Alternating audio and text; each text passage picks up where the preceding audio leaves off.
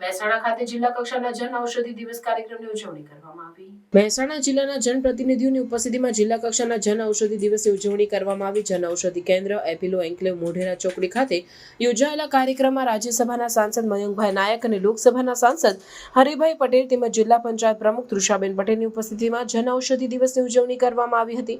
મહેસાણા જિલ્લામાં 19 જન ઔષધિ કેન્દ્રો છે, જેનો વધારેમાં વધારે લાભ લઈને મોંઘી દવાઓ સસ્તા દરે લેવા માટે જનપ્રતિનિધિઓએ અનુરોધ કર્યો। તેમજ પ્રતિનિધિઓ રોજબરોજની દવા લેનારાઓને જન ઔષધિ કેન્દ્રમાંથી દવાઓ લેવા ખાસ અનુરોધ કર્યો। આ પ્રસંગે રાજ્યસભાના સાંસદ મયંકભાઈ નાયકે જણાવ્યું કે તત્કાલીન મુખ્યમંત્રી નરેન્દ્રભાઈ મોદીએ છેવાડાના લોકોની ચિંતા કરીને પાણી, 108ની વ્યવસ્થા, 24 કલાક વીજળીની સુવિધા તેમજ આરોગ્ય અને શિક્ષણ તેમજ સામાન્ય માનવી દવાઓના ખર્ચને કેવી રીતે ઓછો થાય તે માટે વર્ષ 2019 દર વર્ષે 7 માર્ચે જન ઔષધિ દિવસ તરીકે ઉજવવાનું શરૂ કરેલ છે। સામાન્ય માણસની ચિંતા કરીને દવાનો ખર્ચ ઓછો થાય તે માટે કેન્દ્રીય આરોગ્ય મંત્રી નડ્ડાજીએ મુખ્યમંત્રી તેમજ આરોગ્ય મંત્રીએ સમગ્ર દેશમાં જન ઔષધિ કેન્દ્ર માટે જન જાગૃતિ કેળવાય તે માટે પ્રચાર પ્રસાર વધે એવા પ્રયત્નો કરવા માટે આજના દિનની ઉજવણી કરવા જણાવેલ છે। લોકોને ઓછામાં ઓછે ખર્ચે આ દવા મળી રહે અને લોકો આ દવાનો ઉપયોગ કરી પોતાનું સ્વાસ્થ્ય સારું થાય, આર્થિક બચત કરે। સરકારના પ્રયત્નોમાં સરકાર આપીએ એમ જણાવ્યું હતું। તેમણે કહ્યું, જે લોકો રોજબરોજ આ દવાનો ઉપયોગ કરે છે તેમને સસ્તી અને ગુણવત્તાયુક્ત દવાઓ મળે તે માટે સરકારના પ્રયત્ન છે અને અમે તેનો પ્રચાર પ્રસાર કરવાનો સંકલ્પ કરીએ છીએ।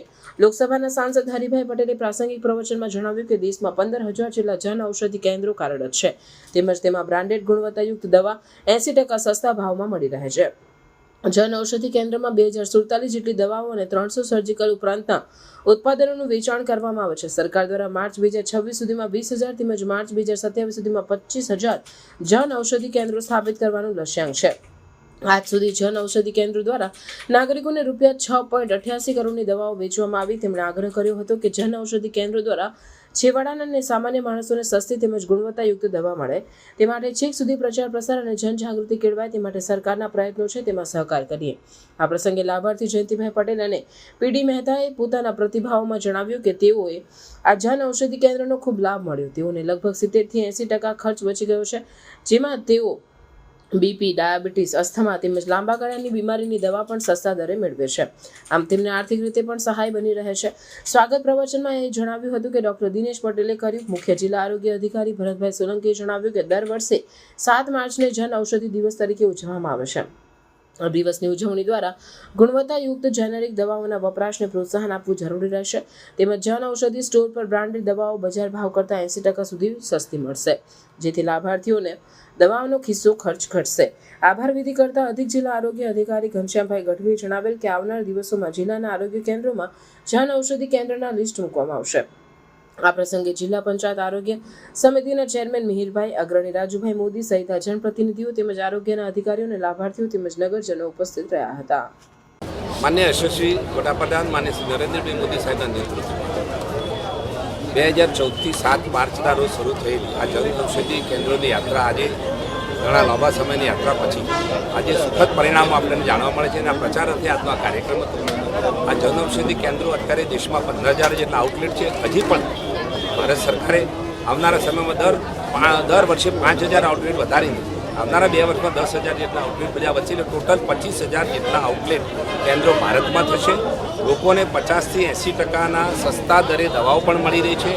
આ દવાઓ છેલ્લા 10 વર્ષમાં લોકોને 30,000 કરોડ જેટલો બેનિફિટ લોકોને આ દવાઓમાં જે સસ્તા દરે દવા મળી એનો લાભ પણ થયેલો છે અને લોકોને આમાં યોગ્ય દવાઓ મળે। આ દવાઓ WHO દ્વારા પ્રમાણિત દવાઓ છે અને દુષ્પ્રચારથી લોકોએ દૂર રહેવું જોઈએ। સાચી હકીકત અહીંથી મેળવીને લોકોમાં પ્રચાર પણ કરવો જોઈએ અને લોકોને આપના માધ્યમ દ્વારા આપણી ચેનલના માધ્યમ દ્વારા એ પણ કહેવા માગું છું કે આ દવાઓ 80% થી 50% જેટલી સસ્તી છે, WHO દ્વારા પ્રમાણિત છે અને આ ગુણવત્તાવાળી દવાઓથી લોકો વધુ લાભ લે એ માટે પણ લોકોને મારી વિનંતી છે અને સમાજના જરૂરિયાત વર્તે પણ આ દવાઓ મળવી જોઈએ। ટોટલ આ દવાઓની 2047 પ્રકારની દવાઓ છે આમાં અને 300 જેટલી પ્રકારની સર્જિકલ આઇટમો પણ આમાં સમાવેશ છે। એટલે ઘણી લાંબી સિરીઝ છે આની અંદર દવાઓની સર્જિકલ આઇટમની। તો લોકો એને આનો પૂરેપૂરો લાભ લે એ માટે આ કાર્યક્રમ યોજાયો છે। અમારા ભારતીય જનતા પાર્ટીના અધ્યક્ષ અને કેન્દ્રીય આરોગ્ય મંત્રી નડ્ડાજી સાહેબના નેતૃત્વમાં અને આપણા યશસ્વી વડાપ્રધાન માનનીય નરેન્દ્રભાઈ મોદી સાહેબે જે આની શરૂઆત કરેલી છે અને આજે આ લાંબી મંજિલ બાદ આજે સરસ આ કાર્યક્રમ યોજાયો છે. આપણા ગુજરાતના મુખ્યમંત્રી માનનીય શ્રી ભૂપેન્દ્રભાઈ પટેલ અને આપણા આરોગ્ય મંત્રી માનનીય શ્રી ઋષિકેશભાઈ પટેલના નેતૃત્વમાં એ સમાજ આરોગ્ય તંત્ર દ્વારા અને અમારા ઉપસ્થિત રહેલા અમારા માન્ય મિત્ર રાજ્યપાલ સરદાર મયંકભાઈ પટેલ અને અમારા સૌ આગેવાનો ઉપસ્થિત આ કાર્યક્રમને સફળ બનાવવા પ્રયત્ન કર્યો છે. લાભાર્થીએ પણ પોતાની વાણી વ્યક્ત કરી છે. એમને કેટલો લાભ થયો છે એ પણ આપણે જાણ્યું છે. અહીંયા લોકોને સમૂહમાં ક્યાંક સ્કૂલમાં 3 લાખ રૂપિયા જેટલો ખર્ચ થતો હતો એને 40,000 રૂપિયા ખર્ચ થાય છે. આવી પણ આપણે મહત્ત્વની વાત કરી છે.